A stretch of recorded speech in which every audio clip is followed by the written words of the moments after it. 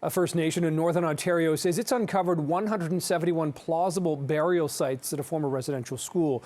The Wurundjeri First Nation says archaeological and ground-penetrating radar teams detected the anomalies in the cemetery grounds at the St. Mary's Residential School in Kenora. This is a first for Ontario.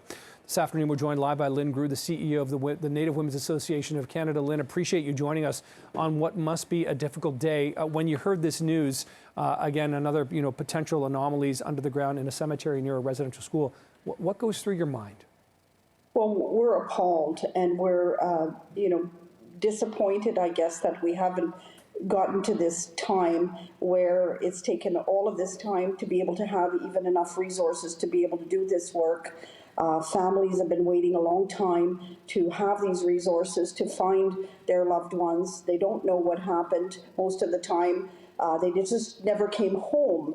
So we are, on one hand appalled. We're in shock for the families again, and we know that unfortunately today, or these announcements here, are not going to be the final ones. The TRC report said there was more than 4,000, so we're still expecting more bad news, unfortunately. Yeah, that's awful. That sort of awful feeling in your gut, knowing and expecting that you're going to hear more, must be so difficult to deal with, Lynn. And I wonder, we understand this takes money.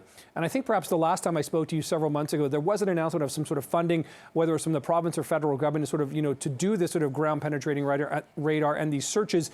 Is there enough money to continue searching the area? Because I understand beyond the residential school that there may be some other areas in and around there that still need to be searched or want to be searched. Yeah, no, so for what we're hearing, there is not yet enough resources. We know the government did put some resources. We heard about that in the budget. We don't think it's quite enough yet, but we also have to talk about what's happening in the community when this is going on. The community's in shock, in trauma, and there needs to be services, trauma-informed, culturally appropriate services for the families that need it. So there's resources that are needed that way as well. Who do you make those appeals to, Lynn? We heard from, for example, Indigenous Affairs Minister Greg Rick from the province today saying, the province stands shoulder to shoulder with the Indigenous community. Is it the province that needs to help out with that? Is it federal government, the Crown? Where does this need to come from? Well, that's a very good question. And I think, of course, it does involve multiple layers of government. It could even be municipal government can help, federal government, provincial government. But I think even all Canadians, not everything is about resources. Resources are needed. But the community needs the broader community support and understanding.